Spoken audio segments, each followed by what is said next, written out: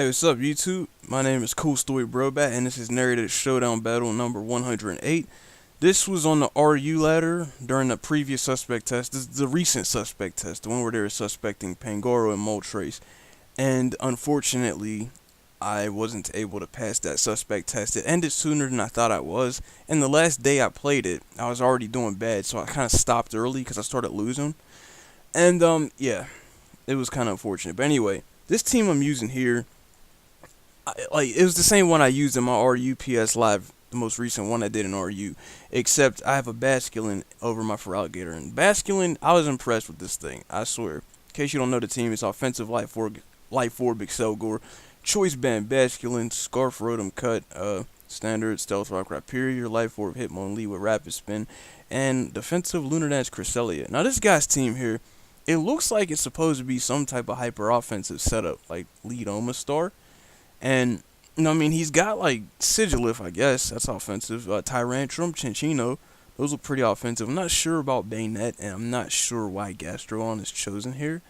I mean, his team does look like it kind of struggles with bulky waters, but I think he could have just used, like, I don't know, like, any grass type ever. I feel like there's better ways he could have built his team than how he did. Like, Rotom-Cut definitely looks like he goes in on his team, but as you watch this battle, you're going to be impressed at how close of a game this actually is. So let's start. He leads off with his Omastar, of course. I lead off with Excelgor, smack him with that energy ball off turn 1, hoping he's trying to set up a Stealth Rock. He uses Hydro Pump, but unfortunately he misses, and I honestly think that might have been the biggest play of this game. You'll see why soon enough. I use Bug Buzz as he switches in Sigilif for whatever reason. He just sacrificed it, I guess. Double switches, goes back to sacrifice his Omastar, which is cool with me because now he has no hazards up on my side, and he never will now. So he sends in Banette. And he tries to go for Sucker Punch. It fails. I use Baton Pass to let my Excelgor escape. And because he doesn't activate Prankster on the first turn he Mega Evolves, I don't have to worry about much. I go to my Basculin, hit this thing up with a Waterfall. He goes to his Chinchino. I'm going to switch out, go to my Cresselia, because it's like the only thing that really wants to take any hits from this. And he hits me with a U-turn. It hits pretty hard, so that indicates he's Choice Banded Chinchino. Goes to his Banette. Can't stay in on this. Go to my Rotom-Mo, and I get Shadow Clawed. Ouch. I double switch, go into my Basculin just to get Shadow Clawed again. I hit him with an Aqua Jet because I know it's way faster and it's going to out-prioritize a Sucker Punch, making him fail. So he switches out, goes to his Gastrodon. Now, of course, I could have predicted this, but I didn't want to make any unnecessary risks. More than I already did, at least. So I get scalded as I switch in my Rotom-Mo. Unfortunately, I get burned. I was kind of annoyed by that play because I kind of needed him. Go to Excelgor. He knows that I'm Energy Ball, so he switches in his Tyrantrum, gets smacked. His whole team gets slayed by Excelgor. This is just ridiculous. And I was assuming he must have been Scarf for him to switch it in on me, but he's Life Orb. As I switch in my Rhyperior and take this Head Smash, followed by a subsequent Earthquake, I use this turn to set up my Stealth Rock. This is also a somewhat important play. You'll see why later. And he hits me with an Outrage, kills my Rhyperior, unfortunately. I go to my Excelgor and finish this thing off.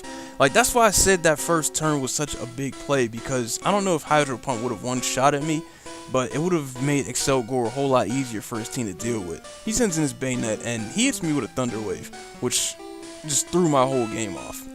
Prankster Thunder Wave. They usually run Will-O-Wisp. I switch in my Basculin. He kills off my he kills it off with Shadow Claw. Uses Destiny Bond to murder my Hitmonlee.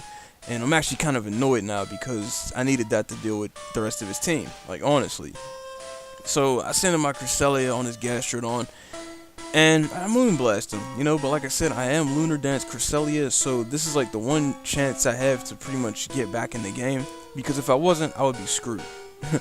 Unless I was like sub-CM. Okay, if I was sub-CM, I would have won. That's besides the point. Okay, so I Lunar Dance, I heal up my Excelgor, bring him back in the game, hit this Gastrodon up with an Energy Ball, and now Chinchino's here. The reason why I said Stealth Rock was kind of important is because with Stealth Rock up, that Bug Buzz is a guaranteed one-hit KO. So yeah, that's a good game, JarretIsAwesome. That game came a lot closer than I was expecting, and honestly, Mega Banette was, well, pretty much the bane of my team's existence, I guess. It was a pain for me to switch in and deal with. But, yeah, you know, it's kind of funny. I actually did have another battle with a similar outcome to this. Like, it came down to me using Lunar Dance to bring back my Excelgor and put him in the game. And this dude still won it. Like, he had a Chinchino left as his only Pokemon. and he won it because he had a Scarf Chinchino. I was salty, man. This dude came back with a Scarf Chinchino. But that was a completely different battle. That's a story for another day. Thank you guys for watching. Like, comment, subscribe, and favorite, and peace.